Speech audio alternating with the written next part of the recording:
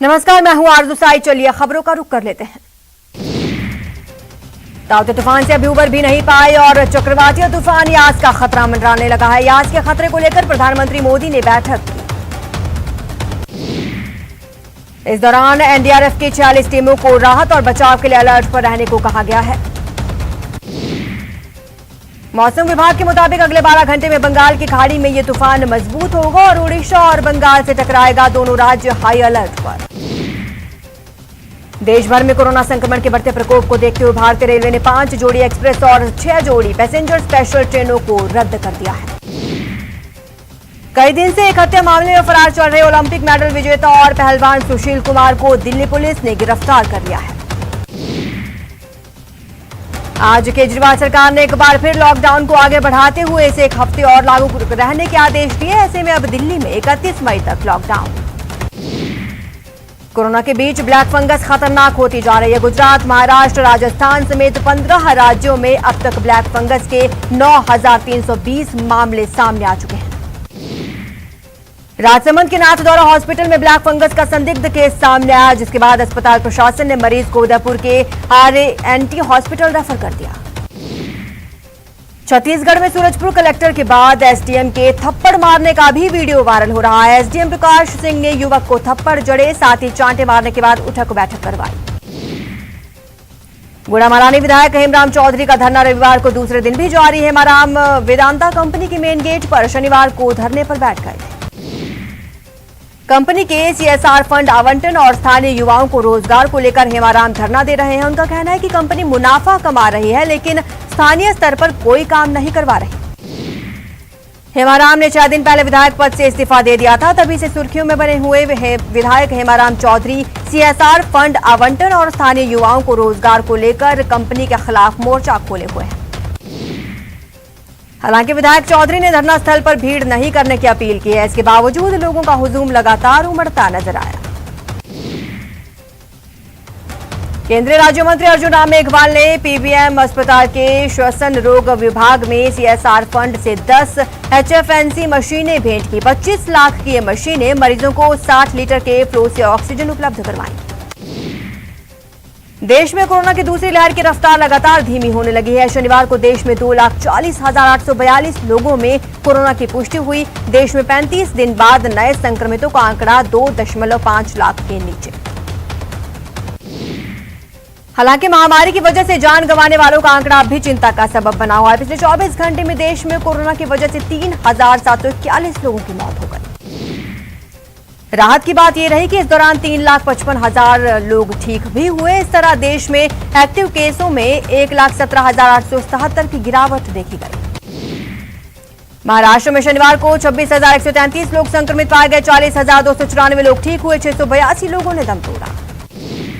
उत्तर प्रदेश में 24 घंटे में 5,964 लोग संक्रमित पाए गए। 17,540 लोग रिकवर हुए। 218 लोगों की मौत हो गई। वहीं दिल्ली में 2,260 नए कोरोना केस मिले। 6,453 लोग ठीक हुए। 182 ने दम तोड़ा। मध्य प्रदेश में 24 घंटे में 3,844 लोग पॉजिटिव पाए गए। 9,327 लोग ठीक हुए। 89 लोगों की मौत हो गई। इधर छत्तीसगढ़ में 24 घंटे में 4,328 लोग संक्रमित पाए गए हैं। 9,631 लोग रिकवर हुए। 103 लोगों की मौत हो गई। गुजरात में 4,205 नए कोरोना केस मिले। 8,445 लोग ठीक हुए। 54 लोगों की जान गई। मरुधरा में सख्ती से कोरोना की रफ्तार पर ब्रेक लगी है। यहां 24 घंटे में 6,103 नए केस सामने आए हैं, जबकि इस दौरान 115 लोगों की जान चली गई। भरतपुर में लोगों की लापरवाही खत्म होने का नाम नहीं ले रही। बयाना उपखंड की सबसे बड़ी सब्जी मंडी से आई तस्वीरें देखिए, जहां लोगों की भीड़ लगी हुई है।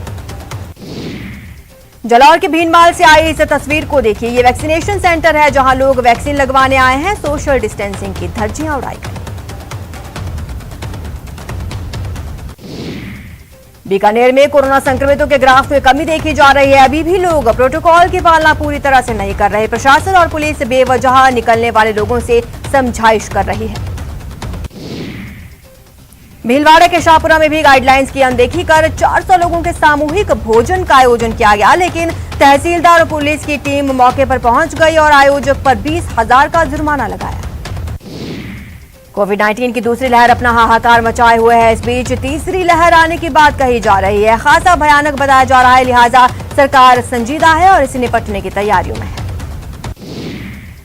बाड़मेर के गुड़ामलानी विधायक हेमराम चौधरी रामेश्वरी गैस टर्मिनल के आगे कई घंटे से धरने पर बैठे हैं। उनकी मांग है कि जब तक सीएसआर फंड का खर्च स्थानीय लोगों के लिए नहीं खर्च होता, तब तक धरना जारी रहेगा। कोरोना की दूसरी लहर अभी खत्म नहीं हुई कि तीसरी भी दस्तक देती नजर आ रही है। दौसा जिले में 341 बच्चे कोरोना संक्रमित। डूंगरपुर जिले में डीएसटी टीम ने शराब से भरी एक कार जब्त की। कार से 30 कार्टन शराब जब्त की गई। हालांकि आरोपी मौके से भागने में कामयाब रहा। कोटा में लॉकडाउन के दौरान सख्ती दिखाना पुलिस वाले को महंगा पड़ गया। कार्रवाई से नाराज कई लोग जमा हो गए और जोरदार हंगामा किया। करौली के साधुपुर गांव में एक चाय की भट्टी में आधी रात को आग लग गई। आग से चाय की थड़ी जलकर पूरी तरह राख हो गई। कोटा में दुस्साहसी चोर मंदिरों को भी निशाना बनाने से बाज नहीं आ रहे। चोरों ने श्री सांवलिया सेठ मंदिर की दान पेटी से 10,000 रुपए कैश और कई सामान चोरी किए। जैसलमेर में कुछ ऐसे समाजसेवी हैं जो अपनी जान हथेली पर रखकर मरीजों की 24 घंटे सेवा कर रहे हैं। बीजेपी के उदय सिंह भाटी जिला में अस्पताल और आसपास के ग्रामीण क्षेत्रों में पहुंचकर लोगों की मदद कर रहे हैं। प्रदेश के सरहदी जिले श्रीगंगानगर में लॉकडाउन के 14वें दिन बाजारों में पूरी तरह सन्नाटा पसरा रहा। सड़कों पर आवाजाही ना के बराबर। जालौर जिले में 1 अप्रैल से शुरू हुई कोरोना की दूसरी लहर अब काबू होती नजर आ रही है। जिले के 14 कोविड केयर सेंटर्स में 60% बेड खाली। भरतपुर में अब कोरोना की मार टोल कर्मियों पर भी पड़ी। लॉकडाउन के बाद नेशनल हाईवे पर वाहनों की आवाजाही बंद हो गई, जिसके चलते अब टोल कर्मचारियों की रोजी रोटी पर संकट। सवाई माधोपुर जिले में लॉकडाउन से पूरी तरह सन्नाटा पसरा हुआ है। यहां तक कि कई जरूरी सेवाओं की दुकानें भी बंद रही।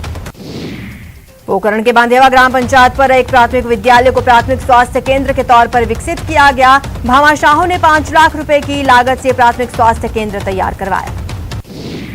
जैसलमेर में लॉकडाउन का असर दिख रहा है। लोग गाइडलाइंस का पालन करते नजर आ रहे हैं। न्यूज 18 की टीम ने इसका जायजा लिया।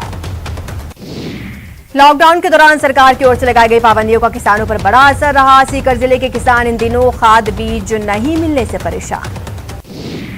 झुंझुनू में पुलिस की सख्ती के बावजूद लोगों की लापरवाही कम नहीं हो रही। लोग लॉकडाउन के बावजूद घरों में नहीं रहना चाहते। पुलिस प्रशासन ने शहर में कई स्थानों पर नाकाबंदी की।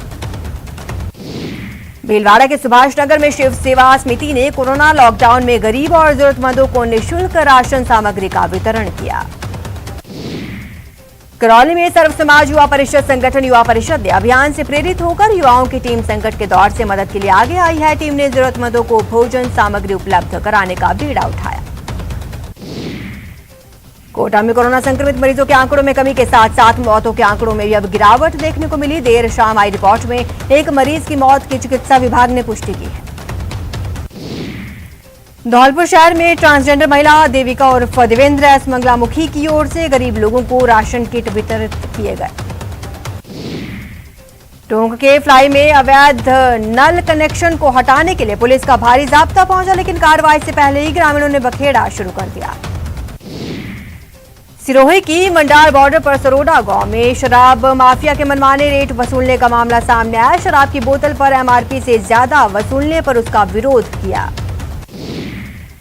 युवक ने सारी घटना का वीडियो बनाकर निरीक्षक के नाम लेकर शिकायत का भी हवाला दिया, लेकिन सेल्समैन नहीं माना। पीड़ित ने कमिश्नर और सिरोही जिला आबकारी अधिकारी को शिकायत की।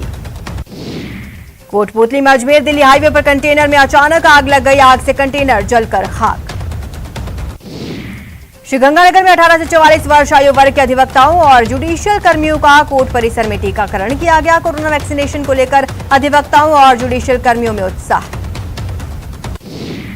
झुंझुनू के बीडीके अस्पताल और नवलगढ़ अस्पताल के बाद जिले के 13 सीएचसी पर कोरोना मरीजों का इलाज शुरू कर दिया गया है, जहां पर ब्लॉक स्तर पर ही कोविड सेंटर्स की स्थापना कर मेडिकल टीमें इलाज कर रही हैं।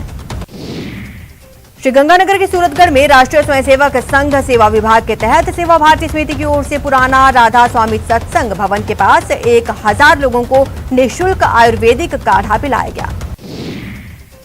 राजस्व मंत्री हरीश चौधरी ने बालोतरा के नाहटा अस्पताल का निरीक्षण कर व्यवस्थाओं का जायजा लिया। चिकित्सकों के साथ समीक्षा बैठक की। कोरोना से बचने के लिए सीकर के कई गांव में ग्रामीणों ने अपने स्तर पर संपूर्ण लॉकडाउन कर रखा है। फतेहपुर तहसील के रोल साबसर समेत 4 गांव में ग्रामीणों ने लॉकडाउन लगा रखा है। उच्च शिक्षा मंत्री भंवर सिंह भाटी श्रीकोलायत विधानसभा के दर्जनों स्वास्थ्य केंद्रों का लगातार दौरा कर रहे हैं। मंत्री भाटी ग्राम स्तरीय निगरानी और सतर्कता समितियों से भी संवाद कर रहे हैं। प्रतापगढ़ के धोलापानी थाना क्षेत्र से गुजर रहे राष्ट्रीय राजमार्ग पर सुबह बाईपास पर एक ट्रेलर पलट गया, जिससे मार्ग अवरुद्ध हो गया। अजमेर में शुक्रवार देर रात जेएलएन अस्पताल के कोविड वार्ड में ऑक्सीजन सप्लाई में बाधा आने से मरीजों की मौत का मामला सामने आया, जिस पर विधायक अनीता भदेल ने अस्पताल अधीक्षक और मेडिकल कॉलेज प्रिंसिपल को खरी खोटी सुनाई। विधायक के इस व्यवहार के विरोध में रेजिडेंट डॉक्टर्स ने प्रेस कॉन्फ्रेंस कर घटना की निंदा की, माफी मांगने की मांग की। इस मांग को लेकर रेजिडेंट डॉक्टर्स ने पीएम के नाम कलेक्टर को ज्ञापन सौंपा।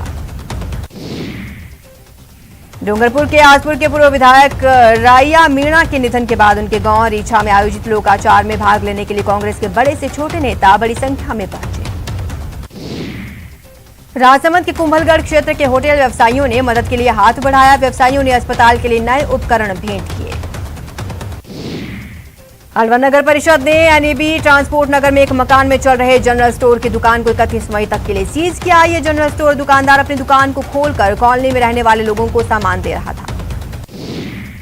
झालावाड़ में भी कोरोना संक्रमण लगातार अपना कहर बरपा रहा है। ऐसे में आम जनता को कोरोना की भयावहता से जागरूक करने के लिए शहर के कुछ पेंटर युवाओं ने झालावाड़ शहर के अलग अलग चौराहों पर पेंटिंग्स बनाई। कोटा में राउंड टेबल चैरिटेबल ट्रस्ट के सदस्यों ने आरकेपुरम क्षेत्र में पहुंचकर बस्तीवासियों को राशन किट वितरित किए। सिरोही के आबू रोड रिको थाना पुलिस को मिली बड़ी सफलता, लूट, नकद जनी और मारपीट के गिरोह का किया पर्दाफाश। जयपुर में विश्वकर्मा थाना पुलिस ने बड़ी कार्रवाई करते हुए करीब 5 करोड़ रुपए की नशीली दवाइयों की खेप बरामद की। पुलिस ने मामले में एक सौदागर को गिरफ्तार करते हुए 25 लाख नशीली दवाइयों की टैबलेट्स बरामद की। कोटा शहर में चोरों ने मंदिर को निशाना बनाया। कुन्हाड़ी इलाके के नांता में बख्शराम जी की समाधि झाईखंड महादेव व मंदिर में चोरों ने धावा बोला। भरतपुर के कामा क्षेत्र में शराब माफियाओं का विवाद बढ़ता हुआ नजर आ रहा है, जिसके चलते बिलौद गांव के पास 2 बाइक सवार अवैध शराब माफियाओं ने शराब ठेकेदारों की गाड़ी पर फायरिंग की। लॉकडाउन में पुलिस की सख्ती और चालान से बचने के लिए कई युवक सड़क पर स्टंट करते नजर आते हैं और चोटिल हो जाते हैं। ऐसा ही एक मामला जोधपुर के पुलिस चौकी क्षेत्र में नजर आया। घायल युवक मोहम्मद यासीन ने बताया कि वो जरूरी दवा लेने मेडिकल स्टोर जा रहा था। वहीं चौकी के पास स्थित सिपाही ने रुकने का इशारा किया और वो नहीं रुका तो सिपाही ने उसके सिर पर डंडे से वार कर उसे घायल कर दिया। वहीं डीसीपी धर्मेंद्र सिंह यादव ने व्हाट्सएप ग्रुप में सीसीटीवी कैमरे की फुटेज जारी करते हुए यह जानकारी दी है कि युवक पुलिस की लाठी से घायल नहीं हुआ, बल्कि पुलिस की कार्रवाई से बचने के लिए भागते हुए घायल हुआ। पोखरण शहर के ऐतिहासिक रामदेव सर तालाब पर कुछ असामाजिक तत्वों ने पेड़ पौधों को नुकसान पहुंचाया। मंदिर के पास पत्थरों पर अभद्र टिप्पणियां की। दौसा के लालसोट में क्रेडिट कार्ड की लिमिट बढ़ाने के नाम पर 44,000 से अधिक रुपए की ठगी का मामला सामने आया। जैसलमेर में असामाजिक तत्वों ने 3 दिनों के अंदर हिंगलांज मंदिर में दूसरी बार धावा बोला। उन्होंने सभा भवन के ताले और शौचालय के ताले तोड़ डाले। करौली के सिलपुरा गांव में बदमाशों ने घर में घुसकर एक महिला को गोली मार दी। घायल महिला को जिला अस्पताल में भर्ती कराया गया। अलवर शहर कोतवाली थाना इलाके में हार्डवेयर एंड सैनिटरी स्टोर से अज्ञात चोर लाखों रुपए का सामान चुराकर फरार हो गए। कोरोना काल में भी भूमाफिया अपनी हरकतों से बाज नहीं आ रहे। दबंग न सिर्फ सरकारी बल्कि निजी जमीनों पर भी कब्जा कर रहे हैं। राजसमंद के देवगढ़ थाना क्षेत्र में पूर्व सैनिक की जमीन पर दबंगों ने कब्जा कर लिया। करौली के साधुपुरा गांव में एक चाय की थड़ी में आधी रात को आग लग गई। आग से चाय की थड़ी जलकर राख। कोटा के भीमगंज इलाके में देर रात एक दुकान में आग लग गई। सूचना पर नगर निगम की दमकल मौके पर पहुंची और आधे घंटे की कड़ी मशक्कत के बाद काबू पाया। बारां के अंता में सीसवाली रोड पर नीलगाय से टकरा जाने के चलते बाइक सवार की मौत हो गई। वहीं बाइक पर सवार उसके दोनों बच्चे गंभीर रूप से घायल। करौली के हिंडौन के लिलोटी गांव में बिजली करंट लगने से एक किशोर फौजी मीणा की मौत हो गई। डूंगरपुर के बलवाड़ा गांव में एक किशोरी ने अपने ही घर में फांसी लगाकर आत्महत्या कर ली। इधर कारणों का खुलासा नहीं हो पाया है। आयुर्वेदिक नर्सिंग कर्मियों को नर्सिंग ऑफिसर की उपाधि नहीं देने से भीलवाड़ा के राजकीय जिला आयुर्वेदिक चिकित्सालय में कार्यरत नर्सिंग कर्मी काली पट्टी बांधकर विरोध कर रहे हैं। उन्होंने मुख्यमंत्री गहलोत से जल्द उन्हें उपाधि देने की मांग की।